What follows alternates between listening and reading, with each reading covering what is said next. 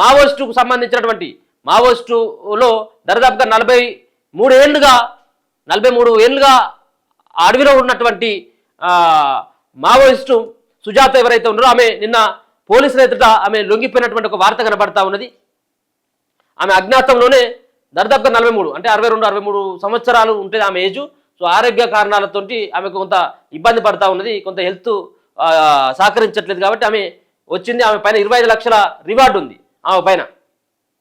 ఆ 25 లక్షల చెక్కుని నిన్న డీజీపీ గారు జితేందర్ ఆమె చేతుడికి అందించడం జరిగింది. చాలా మందిని ఇప్పటికే అడవి బాట పట్టినటువంటి వాళ్ళంతా కూడా మళ్ళీ జనారణ్యంలోకి రావాలని చెప్పేసి పోలీసులు చెబుతా ఉన్నారు. దాని తర్వాత ఆపరేషన్ కాగారు ఇది నడుస్తూనే ఉన్నది.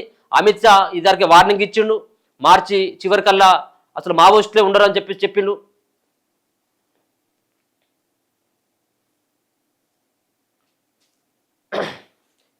మావోయిస్టులతో చర్చల వల్ల ఫలితం ఉండదు, లొంగిపోవడం ఒకటే వారికి మార్గం చెప్తా ఉన్నాడు డీజీపీ. చెప్తా ఉన్నాడు ఏది మావోయిస్టులతో చర్చల వల్ల ఫలితం ఉండదు, మావోయిస్టులేమో చర్చలు కావాలంటా ఉన్నారు, చర్చలతో ఫలితమే ఉండదని చెప్పి డీజీపీ చెప్తా ఉన్నాడు. అసలు చర్చలకు పిలిచేదే లేదని చెప్పేసి కేంద్రం చెప్తా ఉన్నది.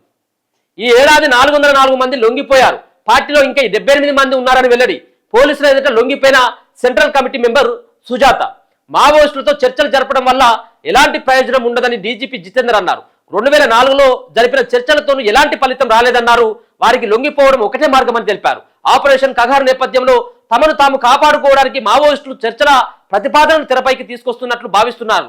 మావోయిస్టు కేంద్ర కమిటీ సభ్యురాలు పోతుల పద్మావతి అలియాస్ సుజాతక్క పోలీసుల ఎదుట లొంగిపోయారు. ఈ సందర్భంగా శనివారం డీజీపీ జితేందర్ మీడియాకు వివరాలు వెల్లడించారు. ఈ ఏడాది 404 మంది మావోయిస్టులు లొంగిపోయారని ఆయన తెలిపారు. ప్రస్తుతం మావోయిస్టు పార్టీలో తెలంగాణ నుంచి 78 మంది మాత్రమే ఉన్నారని, 15 మందితో కూడిన కేంద్ర కమిటీలో 11 మంది రాష్ట్రానికి చెందిన వారు ఉన్నారని డీజీపీ వెల్లడించారు. గతేడాది తెలంగాణలో జరిగిన ఎన్కౌంటర్లలో 22 మంది మృతి చెందగా ఈ ఏడాదిలో ఇప్పటి వరకు 10 మంది మావోయిస్టులు మృతి చెందినట్లు తెలిపారు. మావోయిస్టుల విషయంలో కేంద్ర రాష్ట్ర ప్రభుత్వాలు ఒకే పాలసీని అమలు చేస్తున్నట్లు స్పష్టం చేశారు.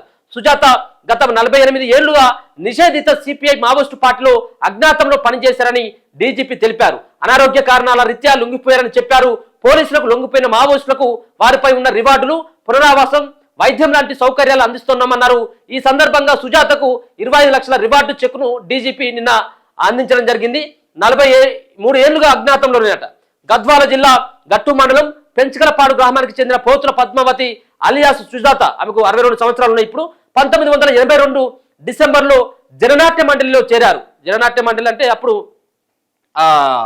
గద్దర్ గారు, అలాగే మొన్న లొంగిపోయినటువంటి మరో మావోయిస్టు సంబంధించినటువంటి అగ్రనేత మొన్న కూడా లొంగిపోయిన దాంట్లో జన నాట్య మండలి సంబంధించినటువంటి దాంట్లో 1982 డిసెంబర్లో ఆమె అలా చేరిందట. 42 ఏళ్లు అజ్ఞాత జీవితంలో మావోయిస్టు పార్టీలో వివిధ కేటగిరీలో పనిచేసిన కేంద్ర కమిటీ సభ్యురాలు స్థాయికి చేరుకున్నారు. మావోయిస్టు అగ్రనేత మల్లోజుల కోటేశ్వరరావును 1984లో పెళ్లి చేసుకున్నారు. 1988-89 వరకు పెరిమిలి దళం అలాగే ఎటుపల్లి దళంలో వీరిద్దరూ పనిచేసినట్టుగా తెలుస్తా ఉన్నది. ఆమె అజ్ఞాతం వీడి జనజీవన స్రవంతిలో కలవాలి. 2026 మార్చి 31 వరకు మావోయిస్టులను పూర్తిగా నిర్మించాలన్నది కేంద్రం లక్ష్యమని, ఈ మేరకు లొంగిపోవడం ఒకటే మావోయిస్టులకు ఉత్తమ మార్గమని డీజీపీ తెలిపారు. అజ్ఞాతం వీడి జనజీవన స్రవంతిలోకి రావాలని సూచించారు. ఈ ఏడాది ఇప్పటి వరకు 4 రాష్ట్ర కమిటీ సభ్యులు, 1 డివిజన్ కార్యదర్శి, 8 మంది డివిజన్ కమిటీ సభ్యులు, 34 మంది ఏరియా కమిటీ సభ్యులు సహా మొత్తం 404 మంది మావోయిస్టులు లొంగిపోయినట్లు వెల్లడించారు. అనంతరం ఇంటెలిజెన్స్ డీజీ శివధర్ రెడ్డి మాట్లాడుతూ మావోయిస్టులతో చర్చలు రాష్ట్ర ప్రభుత్వం చేతుల్లో లేని అంశమని చెప్పారు. లొంగిపోయిన మావోయిస్టు విషయంలో ప్రభుత్వం సానుభూతితో వ్యవహరిస్తుందని వెల్లడించారు.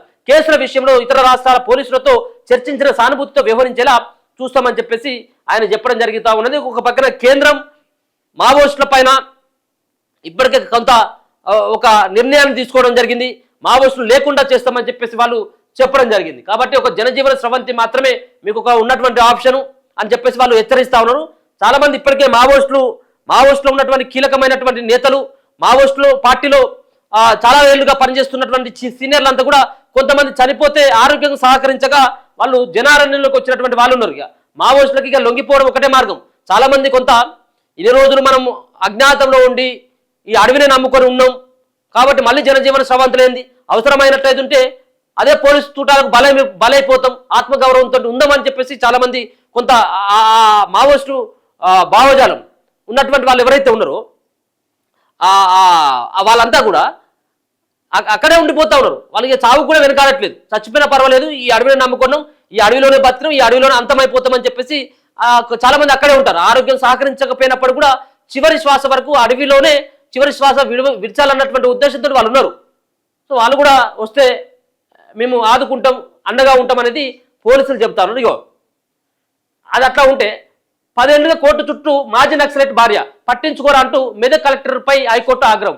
లొంగిపోయినటువంటి పీపుల్స్ వార్ గ్రూప్ కేడర్ దళకామెండర్ నాగమోహన్ అలియాస్ నక్కమోహన్ ప్రభుత్వం ప్రకటించిన సాయం అందుకోకుండానే నక్సలైట్ చేతులు. ఆయన లొంగిపోయిన తర్వాత ఏమైందంటే ఆయన ఎట్లా లొంగిపోయారు అని చెప్పేసి ఆయన ఎట్లా లొంగిపోయారు అని చెప్పేసి మళ్ళీ నక్సలైట్లే ఆ నక్కమోహన్ చంపిళ్ళు. సో ప్రభుత్వం అప్పుడు అందిస్తాము అని చెప్పేసి 5 ఎకరాల భూమి ఇస్తామని చెప్పిళ్ళు, దాని తర్వాత డబ్బులు ఇస్తామని చెప్పేసి చెప్పిన తర్వాత కూడా ఇప్పటి వరకు రాలేదట. దాదాపుగా 10 ఏళ్లుగా కోర్టు చుట్టూ తిరుగుతా ఉన్నది. దయచేసి దాని పట్ల కూడా ఆలోచించుర్రి, ఇవ్వాలి కదా. సో ఇవి వెలుగు దినపత్రికలో ఉన్నటువంటి ప్రధానమైనటువంటి వార్తలు. సో ఒకసారి ఈనాడు దినపత్రికలు కనుక చూస్తే దీంట్లో